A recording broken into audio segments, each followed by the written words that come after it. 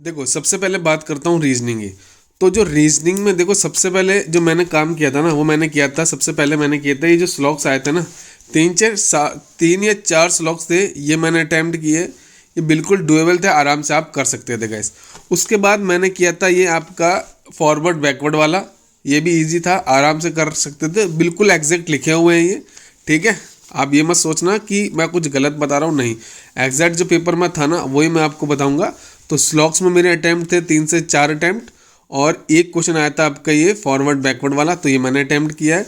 उसके बाद जो मैंने अटैम्प्ट किया था, 2 क्वेश्चन जो आए थे ना आपके, वो आए थे कोडिंग पे, जो आपकी एसएससी वाली कोडिंग होती है ना, उस पे आया था। जैसे एक तो था आपका ये वाला, जिसमें आपका +1+1 हो रहा था, तो आराम से आप कर सकते थे। और एक जो आया था ना उसमें सेकंड, मतलब क्या था, MN कुछ NO, उससे आपका था, मतलब +2+2 करना था।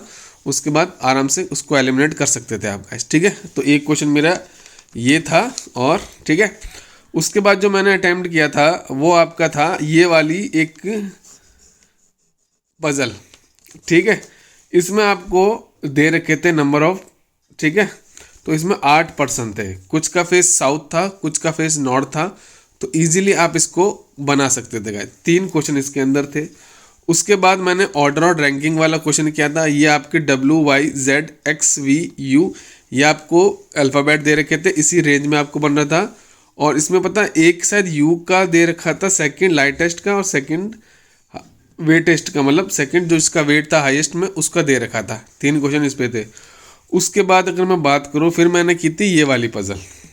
ठीक है, इसमें आपको ये था, इसमें 2 केस बन रहे थे, 2 केस से आराम से आप इसको एलिमिनेट कर पा रहे थे। ठीक है, तो इसमें मेरे कितने क्वेश्चन थे, 5 क्वेश्चन थे।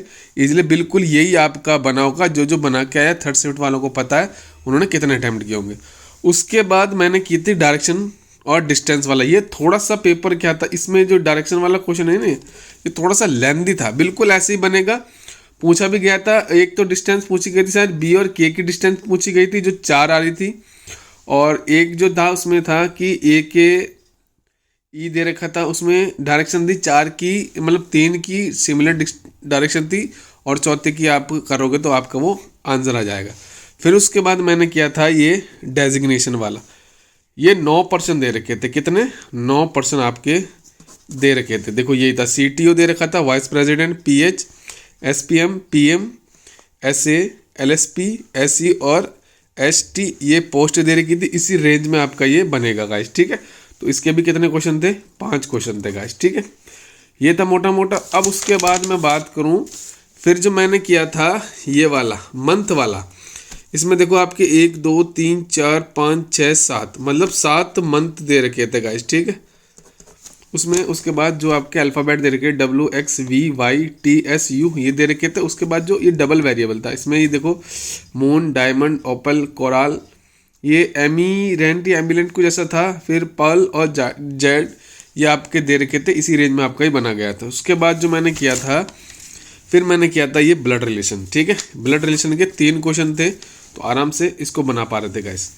और एक था आपका जो क्वेश्चन आया था ना, वो आया था मीनिंगफुल वाला। मीनिंगफुल जो आपका वर्ड होता ना, उस पे था, जो मैंने नहीं किया, मतलब मैंने मार्क ऐसे रिव्यू किया था, बट उस पर आ नहीं पाया दोबारा में। फिर जो एक पजल थी ना आपकी, वो थी 10% दे रखे थे। ठीक है, फ्लैट वाली, फ्लैट P और फ्लैट Q, ये आपका दे रखा था। ये मेरा बन गया था, बट मैं इसको ना लिख नहीं पाया। और इसमें मैंने जो किए हैं वो 2 से 3 क्वेश्चन किए, लास्ट में मैंने बनाए थे। मैं हमेशा इसको लास्ट में बनाता हूँ, तो लास्ट में की थी, बट मेरी कंप्लीट हो गई थी, लेकिन क्वेश्चन कंप्लीट नहीं हुए थे। ठीक है, तो जो मेरे रीजनिंग में है 35+। ठीक है, उसके बाद बात करते हैं क्वांट में। तो क्वांट में ऐसा है कि सबसे पहला काम मैंने किया था मिसिंग नंबर सीरीज। 6 क्वेश्चन थे इसके अंदर। ठीक है, 6 के 6 इजी थे। एक में था क्यूब वाला, एक में स्क्वायर वाला था, एक में ×2 -2 ऐसा था, तो 3 ये थे।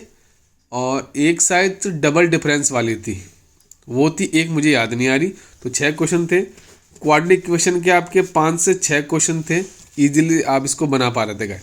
फिर जो मैंने की थी, ये मैंने की थी बार ग्राफ वाली। ठीक है, बार ग्राफ DI में 5 क्वेश्चन थे, जिसमें नंबर ऑफ ऑर्डर्स वाले में था। एक तो था टोटल नंबर ऑफ दे रखा था, और उसमें फुलफिल और नॉन फुलफिल वाला था।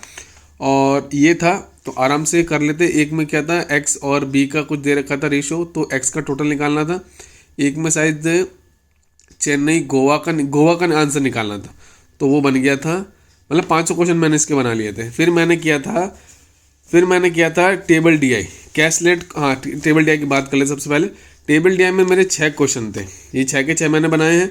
मैंगो, मतलब इसमें क्या था, टोटल नंबर ऑफ फ्रूट दे रखे थे, मैंगो, एप्पल और बनाना, ये दे रखा था। देन उसने क्या करा था, फिर आपका मैंगो का दिया था, टोटल का दे दिया, मैंगो का दे दिया, और एप्पल और बनाने का इसमें रेशो दे रखा था। ठीक है, क्या दे रखा था, रेशो दे रखा था। ठीक है, अब सबसे बड़ा जो ब्लंडर आया ना, ये वाला, इसको तो मैंने स्किप कर दिया। अब कुछ ऐसे बच्चे थे, इसको छेड़ने के चक्कर में उन्होंने अपना पेपर खराब किया है। मैंने हमेशा यही बोला है, पहले आप जो बेस्ट चीज़ें आती हैं ना उसको अटैम्प्ट करो, बट बच्चे वो नहीं करें। तो मैंने यही किया, मैंने मिसिंग नंबर सीरीज करी, क्वाड्रेटिक इक्वेशन करी, टेबल डीआई करी, मतलब पैराग्राफ डीआई, टेबल डीआई दोनों मैंने करी। उसके बाद मैंने एक क्वेश्चन किया था बोट एंड स्ट्रीम का। ठीक है, और एक क्वेश्चन मैंने शायद पाइप और सर्टेन वाला किया था, जिसमें ए 40% भरता है इतने घंटे में, तो टोटल कितना भरेगा। बी भी 40% नहीं, 30% था, राइट था ना, 30% था या 40 कुछ ऐसा था। और सी का जाता वो खाली कर रहा था 40% के आसपास। तो ये 2 क्वेश्चन मैंने अर्थमेटिक में किए हैं, 2 क्वेश्चन मैंने मात्र। ठीक है, तो अगर मैं अटैम्प्ट अपने देखूँ तो 6 और 5, यहाँ पे देखो क्वाड्रेटिक इक्वेशन मुझे याद नहीं आ रही, 5 थी या 6 थी, 5 मान के चल रहा हूँ। 11 और 6 17, 17 और 5 22, 22 और 2 23, मोटा मोटा 23, मतलब 22 और 2 सॉरी। तो मैंने 24 मेरे अटैम्प्ट है, जो एक अच्छा रेंज है गाइस।